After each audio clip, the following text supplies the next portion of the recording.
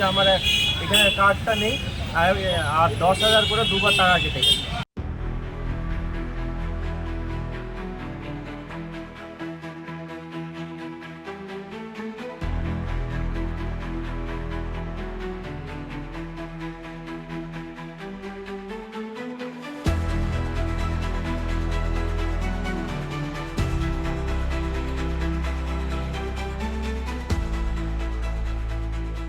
আপনার পয়সা তোলার জন্য আসি, এটিএম কার্ড ঢুকি, ঢুকানোর পরে 15,000 টাকা অ্যামাউন্ট মারার পরে ওখানে বলছে যে লো অ্যামাউন্ট মারার জন্য। আমি ক্যান্সেল করে কার্ডটা যখন বের করার চেষ্টা করি, কার্ড ওখানে ব্লক হয়ে যায়, কার্ড বের হয় না।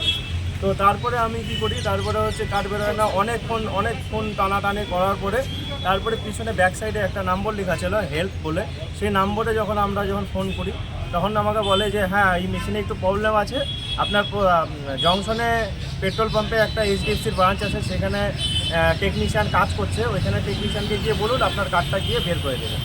তা আমি অনেকক্ষণ এখানে চেষ্টা করার পরেও তাও দেখলাম যে খুলছে না। তারপরে আমি যখন গেলাম, গিয়ে দেখি কাউকে পেলাম না। তারপরে 10 থেকে 15 মিনিট পরে যখন আসলাম, দেখছি যে আমার এখানে কার্ডটা নেই, আর 10,000 করে দুবার টাকা কেটে গেছে।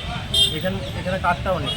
তারপরেও আবার টাকা কাটার জন্য করেছে, কিন্তু হচ্ছে ইনকারেক্ট পিন বলে মেসেজ আসছে। তারপরে আমি কার্ডটাকে ব্লক করি। এখন আমি থানাতে গিয়েছিলাম কমপ্লেন করার জন্য।